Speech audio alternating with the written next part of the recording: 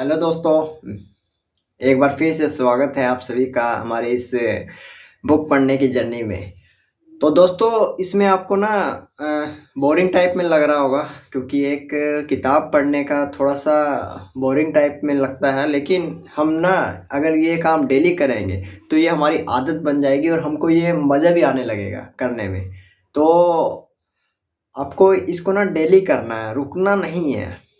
मतलब कि आपको बिल्कुल जब क्योंकि क्या होता है ना, कभी कभी जब हम आगे बढ़ने की कोशिश करते हैं तो चैलेंजेस आती है। और एक बहुत ही एक 3 वर्ड का एक शब्द है, मैं बता देता हूँ पहले। कल कर लेंगे, कल कर लेंगे, ये 3 वर्ड जो है ना बहुत ही पावरफुल स्ट्रॉन्ग है, और ये कई जिंदगी को ख़त्म कर चुकी है। कल कर लेंगे, कई सपनों को ख़त्म कर चुकी है ये 3 वर्ड। तो ये 3 वर्ड ना, कल कर लेंगे है तो 3 वर्ड, लेकिन यही मतलब हमारी एक ज़हर बना हुआ है हमारे लिए। कल कर लेंगे, आज मन नहीं है, आज मूड नहीं है, कल कर लेंगे। आज मन नहीं है, कल कर लेंगे। आज कल शॉपिंग कर लेंगे। बहुत सी चीज़ें हैं। तो ये चीज़ें ना हमको अब कंट्रोल करनी पड़ेगी, ठीक है। तो चलते हैं, ज़्यादा देरी नहीं करते हुए हम लोग अब अपनी बुक को पढ़ेंगे। और अगर मूड अच्छा नहीं है या आपको मज़ा नहीं आ रहा तो फिर भी पढ़िए। मूड नहीं है या मन नहीं कर रहा फिर भी पढ़िए, क्योंकि यही वही समय है, ये वो ही समय है जब आपको पावरफुल, स्ट्रॉन्ग और माइंड सेट आपका मजबूत बना देगी, ठीक है। और आप जब उस चीज़ में से निकलोगे तो एक हीरे की तरह निकलोगे, ठीक है। कोयले में से जैसे हीरे निकलते हैं।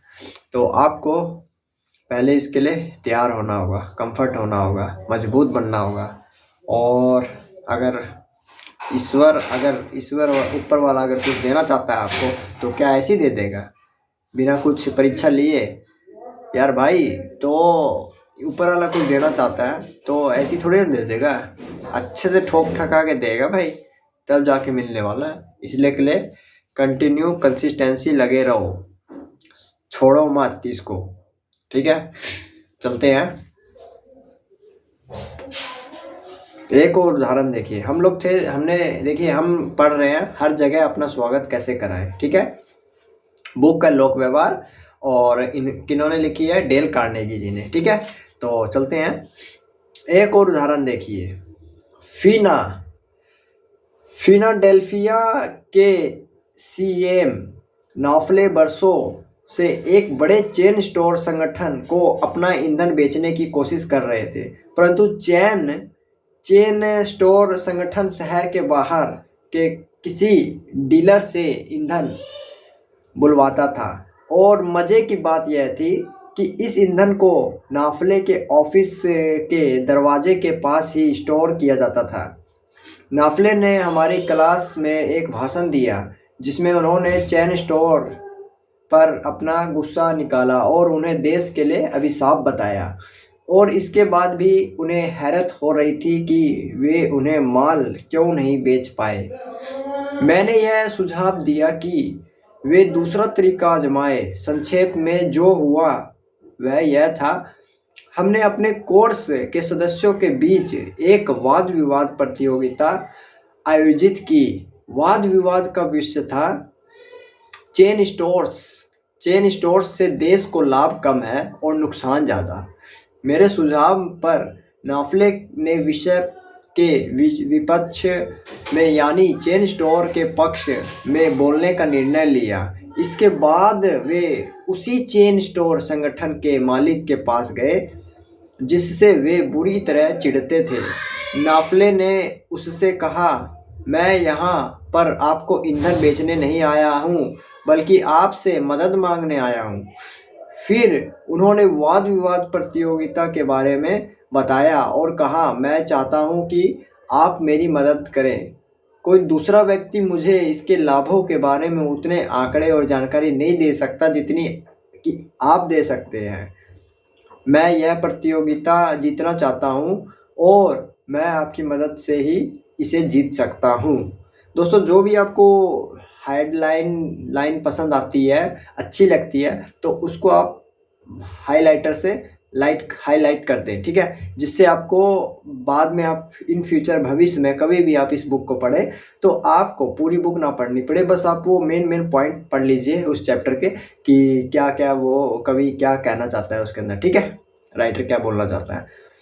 चलते हैं, बाकी की कहानी आप नाफले के शब्दों में ही सुनिए।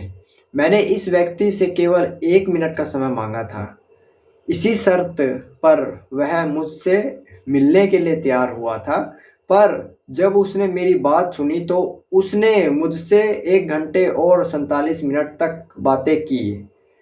उसने एक और एग्जीक्यूटिव को बुलवाया जिसने चेन स्टोर्स पर एक पुस्तक लिखी थी।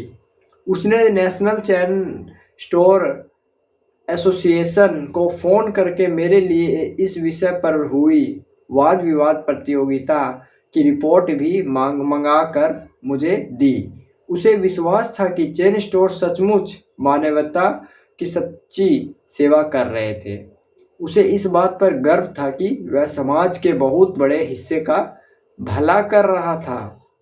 बातें करते समय उसकी आंखों में चमक थी और मुझे यह मानना पड़ेगा कि उसने मेरी आंखें खोल दी। मुझे ऐसी बातें पता चली जो मैं सपने में भी नहीं सोच सकता था। उसने मेरा सोचने का नज़रिया ही बदल दिया। जब मैं चलने लगा तो वे मुझे दरवाजे तक छोड़ने आए। उन्होंने मेरे कंधे पर हाथ रखा, मुझे प्रतियोगिता के लिए शुभकामनाएं दी और इसके बाद मुझसे कहा कि मैं इसके परिणाम के बारे में बताने के लिए एक बार फिर उनसे मिलूं। उन्होंने मुझसे जो आखिरी शब्द कहे वह ये थे, मैं चाहूँगा कि आप मुझसे बसंत में फिर मिलें। मैं आपको ईंधन का ऑर्डर देना चाहूँगा। मेरे लिए तो यह किसी चमत्कार से कम नहीं था। मैं सालों से उसे ईंधन बेचने की कोशिश कर रहा था, पर वह मेरी बात सुन ही नहीं रहा था और अब वह मेरे बिना कहे मेरे सामने ईंधन खरीदने का प्रस्ताव रख रहा था। मैंने उसमें और उसकी समस्याओं में 2 घंटे तक जो वास्तविक रुचि ली थी, उसी की वजह से यह चमत्कार हुआ था। अगर मैं 10 साल तक यह कोशिश करता कि मुझसे और मेरे सामान में रुचि ले तो भी ऐसा होना संभव नहीं था। आपने कोई नई बात नहीं खोजी है मिस्टर नाफले। सदियों पहले ईसा मसीह के पैदा होने के भी 1 सदी पहले प्रसिद्ध रोमन कवि पब्लिलियस साइरस ने कहा था, जब दूसरे लोग हम में रुचि लेते हैं तब हम उनमें रुचि लेते हैं। जैसा मानवीय संबंधों के हर सिद्धांत के बारे में सच है, रुचि का प्रदर्शन सच्चा होना चाहिए। इससे रुचि प्रदर्शित करने वाले का ही भला नहीं होना चाहिए, बल्कि उस व्यक्ति का भी भला होना चाहिए जिसमें रुचि ली जा रही है। यह टू वे स्ट्रीट है, दोनों ही पक्षों को लाभ होता है। मार्टिन गिन्सबर्ग, जिन्होंने न्यूयॉर्क के लॉन्ग आइलैंड में हमारा कोर्स किया था, बताते हैं कि किस तरह एक नर्स द्वारा ली गई विशेष रुचि ने उनके जीवन को बदल कर रख दिया। थैंक्स गिविंग डे था और मैं 10 साल का था। मैं शहर के एक अस्पताल में वेलफेयर वार्ड में था और अगले दिन मेरा एक बड़ा ऑपरेशन होने वाला था। मैं जानता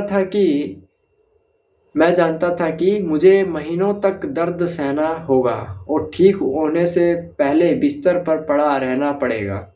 मेरे पिता की मृत्यु हो चुकी थी। मेरी माँ और मैं एक छोटे अपार्टमेंट में रहते थे और हम लोग वेलफेयर पर थे।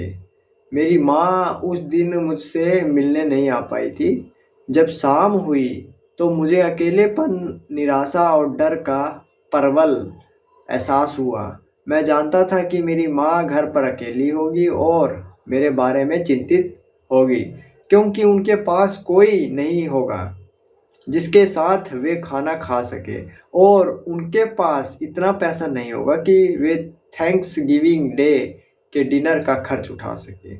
मेरी आंखों में आंसू आ गए और मैंने अपने सिर को तकिए में छुपाकर ऊपर से चादर ओढ़ ली।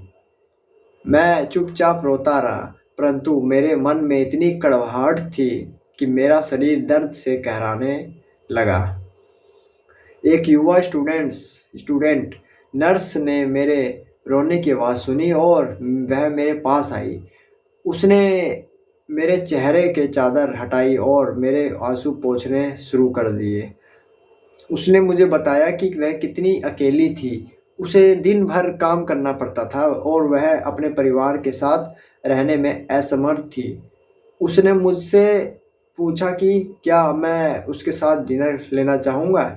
वह 2 ट्रे भोजन लाई, स्लाइस्ड टर्की, आलू, क्रैनबेरी सॉस और आइसक्रीम। उसने मुझसे बातें की और मेरा डर कम करने की कोशिश की। हालांकि उसकी ड्यूटी शाम 4 बजे ख़त्म हो जाती थी, परंतु अपनी इच्छा से वह रात को 11 बजे तक रुकी। उसने मेरे साथ गेम्स खेले, मुझसे बातें की और मेरे साथ तब तक रही जब तक कि मुझे गहरी नींद नहीं आने लगी। कई थैंक्सगिविंग डे आए और गए, परंतु हर थैंक्सगिविंग डे पर मुझे वही पुराना दिन याद आता है। मुझे याद आता है कि मैं कितना कुंठित, डरा हुआ, अकेला था और किसी अजनबी ने मुझे वह प्रेम और कोमलता प्रदान की थी जिसकी वजह से मैं सब कुछ सहन करने के काबिल बना।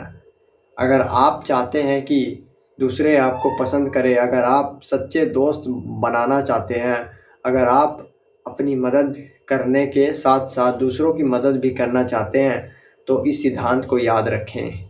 सिद्धांत 1, दूसरे लोगों में सचमुच रुचि लें। थैंक यू दोस्तों, ये ख़त्म हुआ यहाँ पर अपना एक और बहुत ही शानदार चैप्टर। इसका चैप्टर का नाम था हर जगह अपना स्वागत कैसे करें। तो दूसरे लोगों में सचमुच रुचि लें। ठीक है, आपको दूसरों में रुचि लेनी है, तब जाकर आप सबके सामने अपना स्वागत करवा सकते हो हर जगह। ठीक है दोस्तों, ठीक है, मिलते हैं नेक्स्ट वीडियो में इसी तरह बुक रीडिंग में। तो bye bye, take care, thank you.